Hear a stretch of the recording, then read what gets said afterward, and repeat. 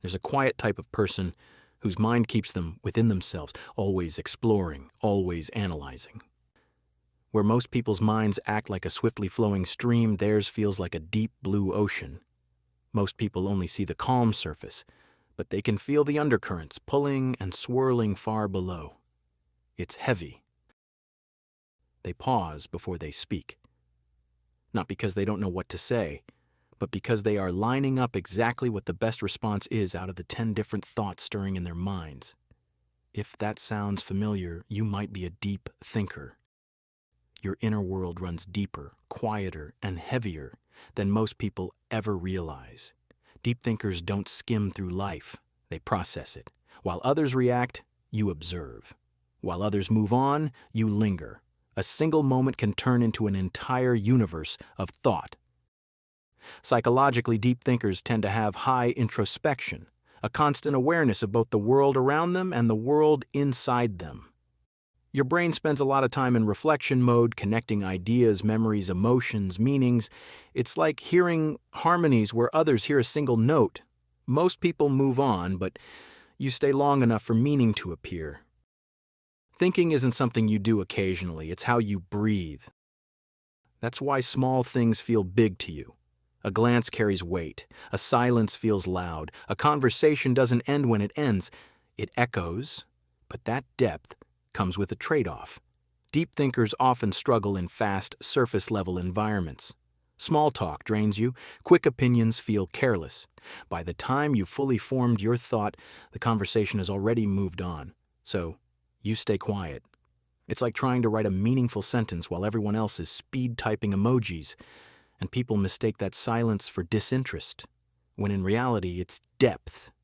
You don't want to talk just to talk. You want meaning. You crave conversations that go somewhere, into fears, values, contradictions, the unspoken stuff. But when that depth has nowhere to go, it turns inward. That's when overthinking begins. Deep thinkers live in a state psychologists call metacognition. Thinking about your own thinking. You're constantly watching your thoughts, questioning them, rearranging them. It's like standing in a hall of mirrors, every idea reflecting back at you, slightly altered, slightly sharper. You don't just ask, what do I want? You ask, why do I want it? Where did it come from? What does it say about me? And eventually, that level of awareness can become exhausting.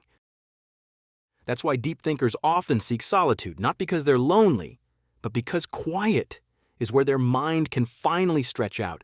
It's where thoughts untangle, where emotions settle. You might sit alone, staring out a window, looking calm, while inside, your mind is replaying moments from years ago, trying to understand who you were and who you're becoming. This isn't self-punishment, it's self-mapping. Deep thinkers don't judge themselves, they try to understand themselves. They often experience existential thinking, not just worrying about the future, but questioning life itself, time, purpose, identity, meaning. That's the difference between anxiety and depth. But here's the paradox. The same mind that sees patterns everywhere can also see meaning where none exists. When you think deeply, you can connect anything to anything. And sometimes that web becomes a trap.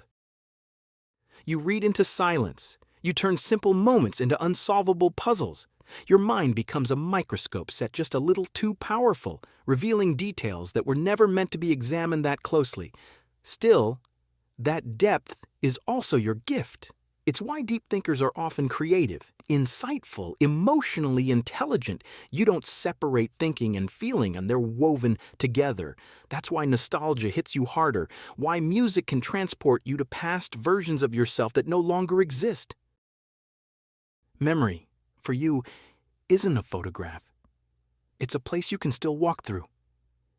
You remember not just what happened, but how it felt, what it symbolized, what it changed. That's depth processing, and it means life hits you harder, both the beauty and the pain, which is why deep thinkers can appear melancholic, not because they're sad, but because they're aware. They understand that joy and loss coexist, that everything meaningful is temporary.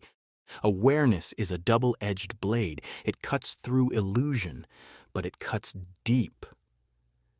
And yet, they still choose to care. They still look for truth instead of comfort. They still love fully, still forgive deeply, still question everything. The hardest lesson for a deep thinker is learning when to stop thinking, when to let presence replace analysis, when to accept that not everything needs an answer. Because eventually, the deepest realization comes quietly. Peace isn't found in understanding everything. It's found in learning how to sit with what you don't.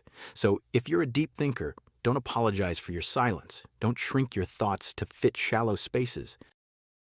The world moves fast, but it still needs people who can slow down long enough to see.